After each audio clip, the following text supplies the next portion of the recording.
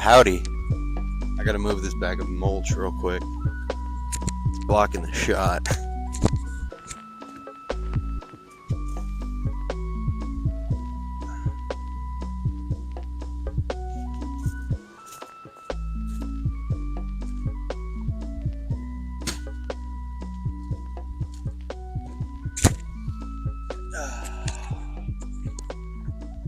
How are we?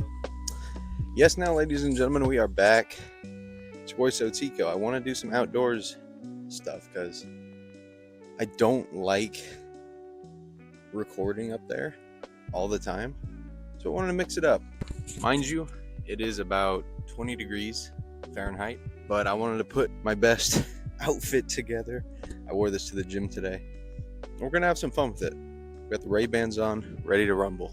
So without further ado, let's get right into today's video. So in today's video, we're going to be going over some questions that I've posed for my book so you guys have a little bit more of an understanding about it and give you guys a bit more knowledge about what I'm writing, what I'm doing, and what we're trying to accomplish. So we have about 2.5 pages of questions. I'm not going to answer all of them, but I'm going to get to some of my favorite ones. And if you guys have any questions, let me know in the comment section below. Answering questions is genuinely my favorite thing to do, especially when it's about something that I'm passionate about, such as baseball, football, shoes, outdoors, Star Wars. So, for those unfamiliar with The Shattered Apprentice, how would you describe the story in a few sentences? This is my first time ever doing this, so I wanted to make sure that we were still recording, that everything was still being heard and everything, and I almost just missed the chair right there. Pretty sick. We love that. So, for those unfamiliar with The Shattered Apprentice, how would you describe the story in a few sentences? Now, it's about a boy who grows up in a world that is foreign to him, in a world that is unabiding to him, and he has to traverse through relationships, through expectations, through pressures. And it's a story that I wanted to make sure that everybody who reads it could have a character that they can read the book and identify themselves with and see themselves through that character. That was the real important part about this book. And the story is of a young man going through life with all the opportunity that a lot of us never had, and trying to paint the picture that there is no such thing as a life that is better than yours, as the wise poet Jermaine Cole once said. What inspired you to write this story, and what was the first spark of the idea? I'm going to answer this one backwards. The first spark of the idea was simply doodling. I got an iPad, wanted to try out Procreate, started doodling, drew a really cool character, and then kind of just gave him some characteristics. And that kind of spiraled into creating a web for an entire story. And you guys know I'm a big fan of Ben Solo, big fan of Kylo Ren, huge fan of Luke Skywalker, big fan of Star Wars. So I also wanted to test my mettle and to see if I really had the cojones and the backbone to actually write a book. And now here we are. What themes or messages do you hope readers take away from the book? I mean, really, hope is always a good one, but not in the sense of every other Star Wars that we've seen that has been written about hope and the little man. This is about the everyman. Like I said, there's a character in here for everybody.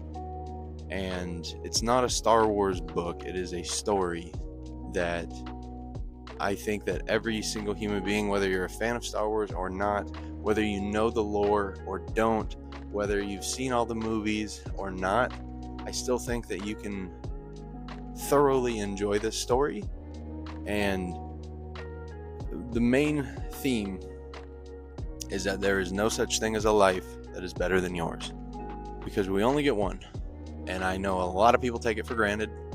know a lot of people take their time for granted, and that's something that I've kind of been trying to be on top of myself, as I am 27 years young, grinding through life, trying to figure shit out, and trying to be happy. Star Wars has such a vast mythology.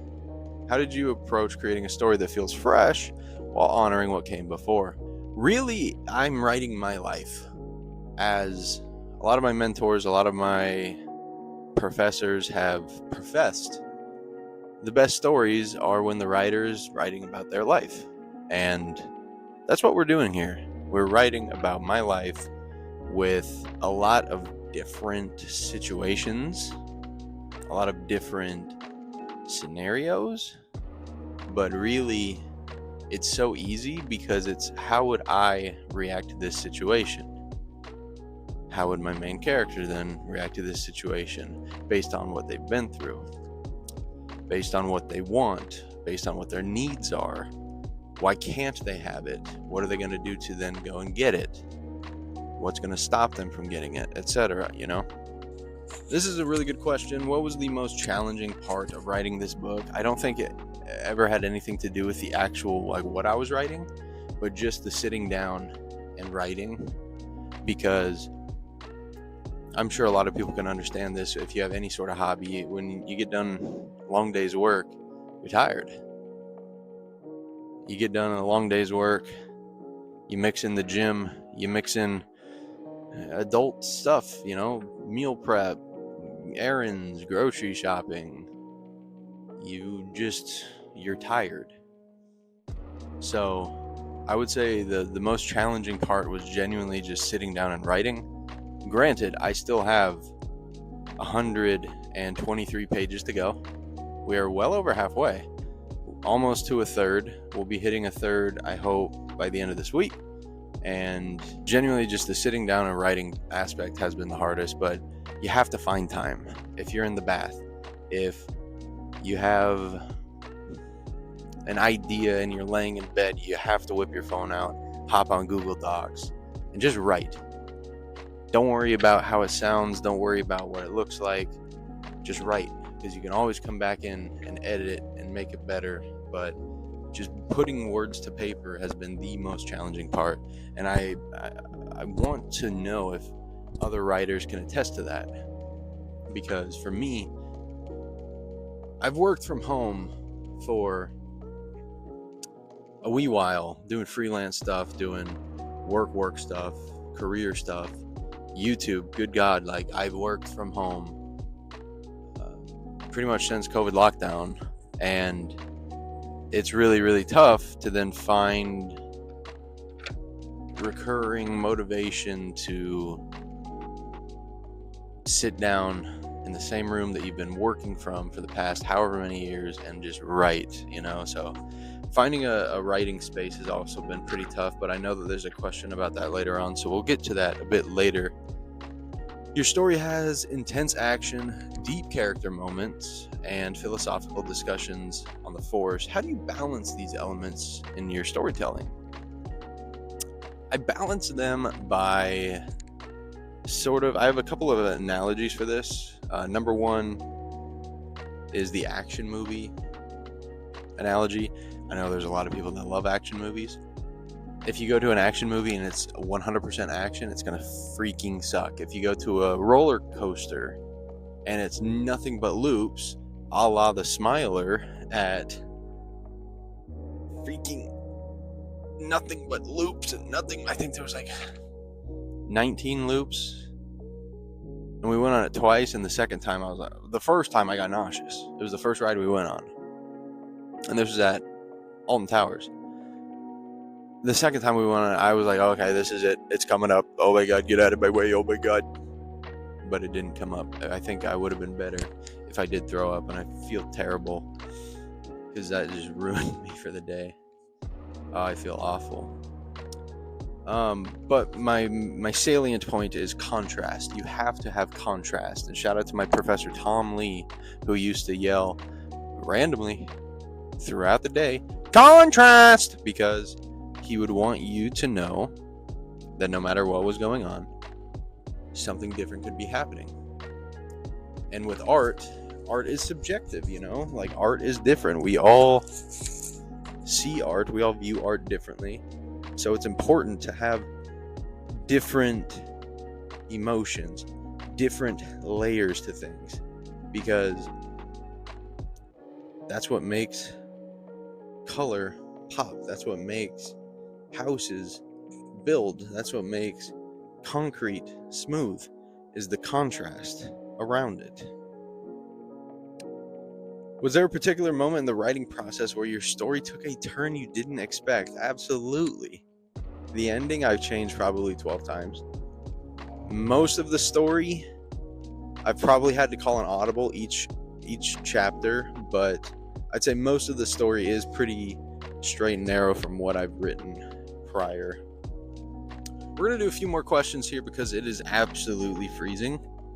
Again, it is below freezing, actually. It is 20 degrees Fahrenheit, and I am so cold. But the next one is about Nathan. Nathan is a new character in the Star Wars universe and is at the heart of this story. What do you think makes him stand out among other Star Wars protagonists, such as Luke, Anakin, and Rey? I think the thing that makes Nathan stand out is that he's not coming from the Skywalker bloodline, that he isn't this all-powerful being, but inversely, he has to work harder than anybody because he just isn't that naturally gifted. I don't want it to sound like he's a schmuck, because he's not in any sense. He's a very gifted kid, but he's gifted in things that aren't popular. He's gifted in things that aren't maybe something that a typical person would be supported in. And for this reason, he has to work his ass off day in and day out, and then even then, sometimes it's not enough. So I think that's what makes him completely different from the Luke, Anakin, and Reys of the world.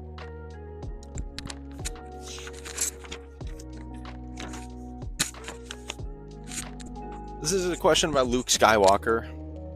Luke Skywalker is such an iconic character. How did you approach writing him in this part of life?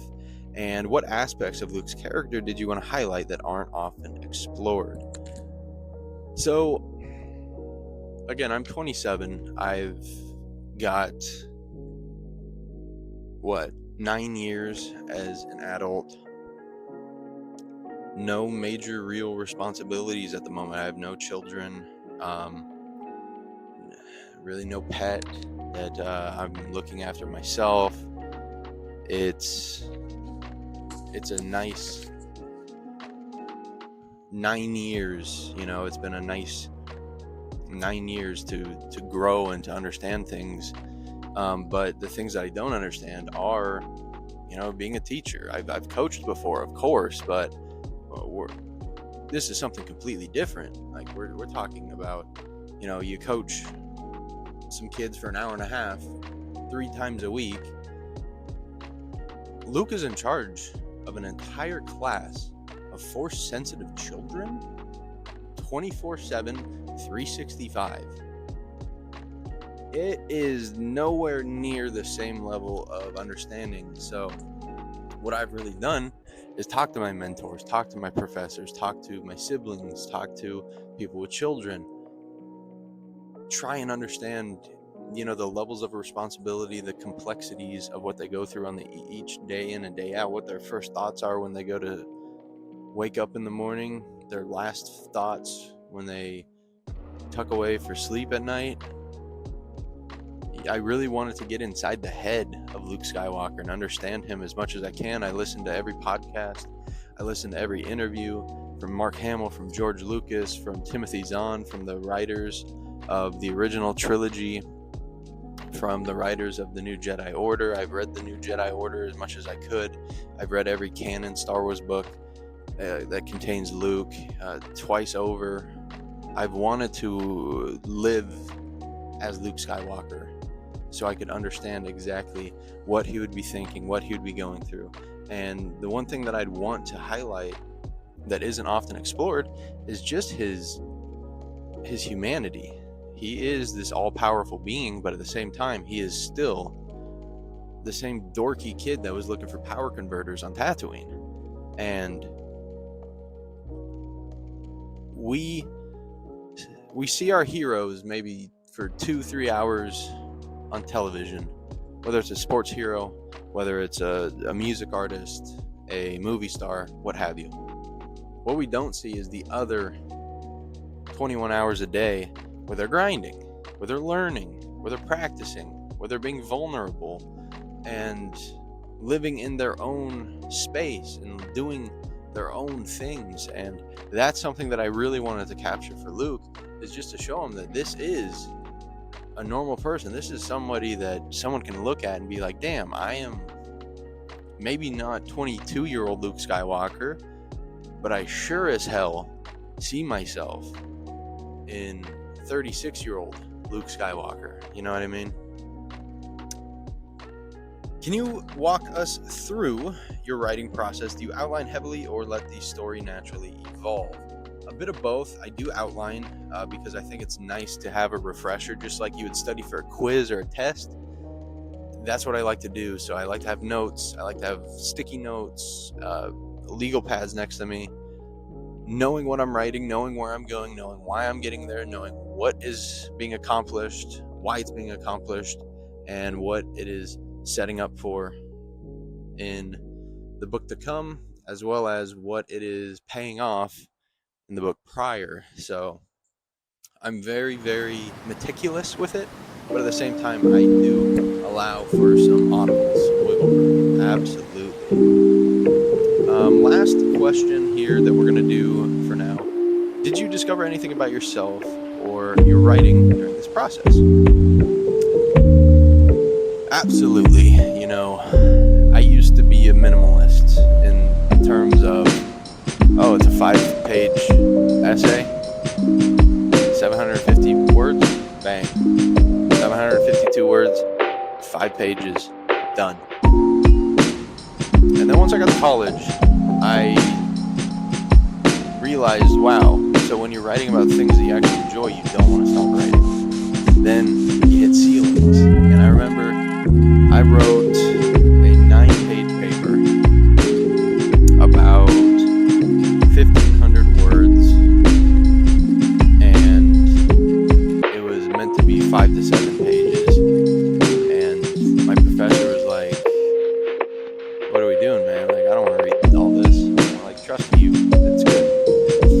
And I got an A on it. And at the same time, it just helped me realize when you are writing, when you're doing or working on something that you're passionate about, you go all out and you don't want to take those shortcuts. And what I've learned about myself is that I am capable of putting in the work. I'm capable of putting in the effort. And I really just learned that I am the only person who can tell me that I can and can't do something. I've never had a situation prior that I've been faced with that life lesson until this, and I can do this, and I am going to finish this godforsaken book, and I'm going to enjoy releasing it. I'm going to enjoy working on stuff to come with it afterwards. And yeah, this has been really fun. I hope you guys enjoyed this outdoors video. I hope it sounded good. And if you guys like this, drop a like. I'm freezing. I'm going to go have a hot chocolate. You guys have a good one. Peace, love, and life. Deuces, maneus. Have a good one. And peace.